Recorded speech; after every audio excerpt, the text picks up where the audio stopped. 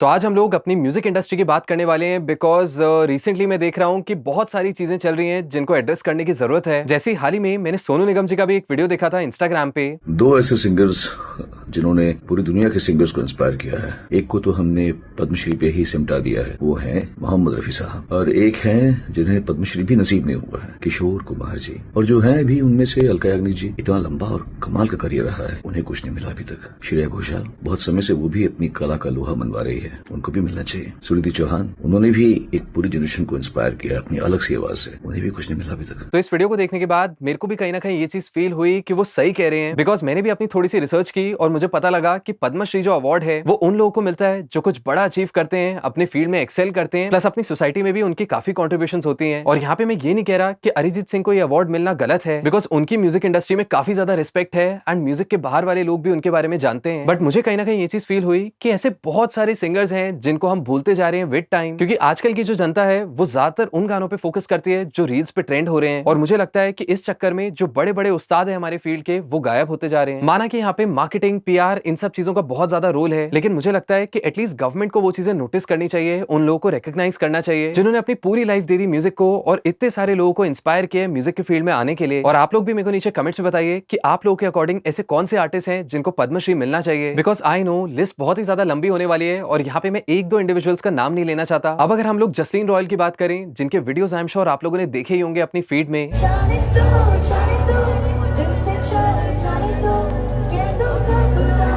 मैंने देखा कि बहुत सारे लोग इनको क्रिटिसाइज कर रहे हैं कि ये लाइव परफॉर्म नहीं कर पाती, इन्होंने अच्छा नहीं गाया। और कहीं ना कहीं यहाँ पे मैं जसलीन रॉयल को डिफेंड भी नहीं कर रहा हूँ, because coming from a music background मुझे पता है कि उन्होंने क्या परफॉर्मेंस दी है वहाँ पे। एटलीस्ट जितने वीडियोस मैंने देखे हैं उनको देखने के बाद मैं ये तो बोल सकता हूँ कि उनकी जो परफॉर्मेंस थी वो अप टू द मार्क तो बिल्कुल नहीं थी। एंड आई नो कि आप में से बहुत सारे लोग, स्पेशली जो म्यूजिशियंस हैं, वो तो इस चीज को देख के बहुत नाराज हुए, बहुत दुखी हुए, क्योंकि आप में से कुछ तो ऐसे लोग हैं जिन्होंने बहुत सालों की मेहनत की है। लेकिन यहाँ पे मैं आप लोगों को एक और चीज बताना चाहता हूँ, हमारी इंडस्ट्री में इतने अच्छे अच्छे सॉन्ग राइटर्स हैं, इतने अच्छे कंपोजर्स हैं जो कि लाइव उतना अच्छा आउटपुट नहीं दे पाते हैं। आते हो क्यों मासूम बनकर, तेरे लिए मैं क्या ही हूँ। तू मैं नाराज, मुझे लगता है कि बात दिल की। आई नो इन वीडियोस को देखने के बाद आप लोगों के माइंड में जरूर ये चीज आ रही होगी कि क्या सक्सेसफुल होने के लिए टैलेंटेड होना जरूरी है। तो देखो, ये चीज आप लोगों को समझना जरूरी है कि ये सारे जो भी लोग हैं जो लाइफ में उतना अच्छा आउटपुट नहीं दे पाते, उन लोगों का कुछ ना कुछ तो ऐसा यूएसपी है जो आप लोगों को हिट करता है। चाहे मैं जसलीन रॉयल की बात करूं, चाहे मैं अनुव जैन की बात करूं, इनके इतने सारे गाने हैं जो मैंने खुद लूप पे सुने हैं। बट डेफिनेटली अगर इनको लाइव सुनने की बात करें तो शायद मैं भी इन लोगों के गाने नहीं सुन पाऊंगा। पर क्या इसका मतलब ये है कि ये लोग अच्छे आर्टिस्ट नहीं है? सब लोगों की अपनी स्ट्रगल्स होती है, सब लोग मेहनत कर रहे हैं अपनी आर्ट के टुवर्ड्स। डेफिनेटली कुछ लोगों का लक फैक्टर स्ट्रॉन्ग होता है, उनको अपॉर्चुनिटीज जल्दी मिल जाती है। और यहाँ पे मेरा मानना सिंपली ये है कि जिन लोगों को सक्सेस जल्दी मिल जाती है उनमें से बहुत सारे लोग हैं जो उसको संभाल नहीं पाते। और एक एग्जांपल तो हमने अभी डिस्कस ही किया, जो कि जसलीन रॉयल का है। सच बात तो ये है कि जो अच्छे अच्छे सिंगर्स हैं उनसे भी कहीं ना कहीं नोट छूट जाते हैं लाइव परफॉर्मेंस के बाद। चाहे मैं अरिजीत सिंह की बात करूं, आतिफ असलम की बात करूं,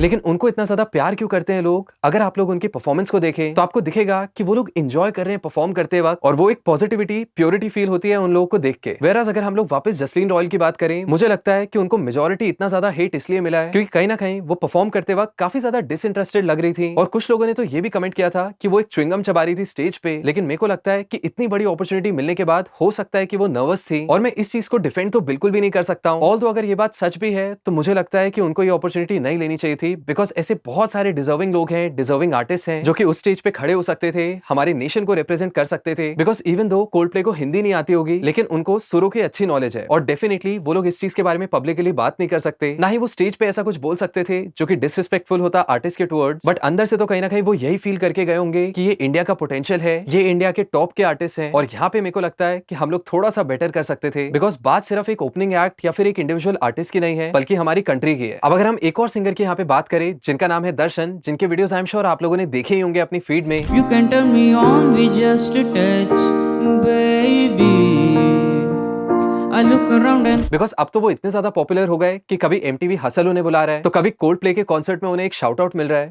Next time we come back here, Darshan's gonna get on stage with us. Darshan, but thanks for coming to the show. तो यहाँ पे रागा भाई ने उनको एक बात बोली थी MTV हसल के सेट पे, जो कि एक बहुत सॉलिड एडवाइस थी। I said I never think I wasn't better. I don't love song ना सोल से प्यार करता है ना गाने से, तो क्या ही कोई जज करे। गाना दिल से चाहिए और दिल के लिए चाहिए। तो आई कैन टोटली अंडरस्टैंड कि हर आर्टिस्ट की एक पब्लिक इमेज होती है जिसको उनको मेंटेन करके रखना होता है, और शायद इस वजह से उन्होंने थोड़ा सा सपोर्ट दिखाया दर्शन के towards. Because I am sure आप में से जितने भी म्यूजिशियंस उनके वीडियोस देखते हैं, आपको यही फील होता होगा कि कैसे ये इंसान इतना सक्सेसफुल हो गया, कैसे इनके इतने सारे फॉलोअर्स हैं और वो जगह जगह घूम रहे हैं। But let me tell you one thing कि रागा भाई की जो बात थी वो 100% सच है। अगर आप इंजॉय कर रहे हो प्रोसेस को, जो भी चीज आप कर रहे हो अपनी लाइफ में, और आपको फर्क नहीं पड़ता कि दूसरे लोग क्या कमेंट करेंगे, क्या बोलेंगे आपके बारे में, तो कहीं ना कहीं आप प्रोग्रेस करना चालू कर दोगे। अब यहाँ पे अगर हम दर्शन की बात करें तो हो सकता है कि वो फिलहाल 10 पे हैं, लेकिन अगर वो ये सारे हेट को इग्नोर करते हैं या फिर नेगेटिविटी की अगर मैं बात करूं उसको अपने आप को छूने नहीं देते, तो कहीं ना कहीं वो 10 से 20 पे जाएंगे एंड इवेंचुअली 20 से 30 पे जाएंगे। क्योंकि भगवत गीता में भी ये चीज मेंशन्ड है कि हमें कर्म करने पे फोकस करना चाहिए, क्योंकि जो आउटकम है वो हमारे कंट्रोल में नहीं है। और अगर हम आउटकम को प्रिडिक्ट करने की कोशिश करेंगे तो वो कहीं ना कहीं एक्सपेक्टेशंस जगा देगा हमारे मन में, जो कि आज नहीं तो कल आपको बैकफायर करेगा। तो इसलिए प्रोसेस को एंजॉय करो, प्रोसेस पे ध्यान दो। और एक चीज आप लोगों को रियलाइज करनी बहुत जरूरी है कि अगर आपको कोई चीज पसंद नहीं आती सोशल मीडिया पे, उस पे हेट कमेंट्स करने की बजाय आपको सिंपली उसको इग्नोर करना चाहिए। बिकॉज कहीं ना कहीं ये सारे लोग जो स्टार बने हैं ये आप लोगों की वजह से है। क्योंकि जो इंस्टाग्राम है या फिर इवन यूट्यूब की अगर मैं बात करूं, उसको नहीं पता कि अच्छा या बुरा कंटेंट कौन सा है। उसको तो बस ये दिख रहा है कि लोग इस वीडियो पे कमेंट कर रहे हैं, इसको शेयर कर रहे हैं, तो सिंपल सी बात है कि वो इस वीडियो को और पुश करेगा। एक चीज जो मैंने रियलाइज की है कि हम जो इंसान है, हमें किसी की भी 10 अच्छी चीजें नहीं दिखेंगी, बल्कि हमें उनकी जो 2 बुरी चीजें दिख रही है हम उनको कॉल आउट करेंगे। और कहीं ना कहीं मेरे को लगता है कि हम सबको फील होता है कि हम कितने कूल बन गए कि हमारे कमेंट पे 500,000 लाइक्स आ गए या फिर इतने सारे लोग हमें एक्नॉलेज कर रहे हैं। बट फिर आपको ये भी चीज रियलाइज करनी है कि जिस इंसान के वीडियो पे आप लोग कमेंट कर रहे हैं वो कहीं ना कहीं 50 से 100 गुना ग्रो कर रहा है। सो मुझे लगता है कि हेट कमेंट्स की बजाय आपको उन आर्टिस्ट को सपोर्ट करना चाहिए जिनका म्यूजिक आपको सच में पसंद आता है। चाहे आपके कमेंट पे 1 या 2 लाइक्स आए, लेकिन वो जो आर्टिस्ट है उसको जस्टिस मिलेगी। इन दी एंड उसकी जो आर्ट है वो कहीं ना कहीं जीतेगी। अब यहाँ पे अगर हम लोग एक और आर्टिस्ट की बात करें जो आई एम श्योर आप में से बहुत सारे लोगों के फेवरेट होंगे, जिनका नाम है यो यो हनी सिंह। मैं आजकल सोशल मीडिया पे इतने सारे डिबेट्स देख रहा हूँ, लोग लड़ रहे हैं आपस में कि उनका कमबैक कब आएगा। लेकिन अगर मैं आप लोगों को एक सच बात बताऊं जो मैं खुद पर्सनली फील करता हूं, मेरे हिसाब से उनका कमबैक उसी दिन आ गया था जिस दिन वो इतने सीरियस हेल्थ इशू को फाइट करके घर वापस आए। I know as an audience जिन्होंने बहुत ज्यादा वाइब किया उनके पुराने गानों पे, चाहे मैं ब्राउन रंग की बात करूं, हाई हील्स की बात करूं, डोप शोप की बात करूं, एज अ फैन आप लोगों की एक्सपेक्टेशंस भी होती है कि वो उस लेवल को सरपास करेंगे और हिट सॉन्ग्स डिलीवर करेंगे। और वो जो हमारी एक्सपेक्टेशंस होती हैं अपने फेवरेट आर्टिस्ट से,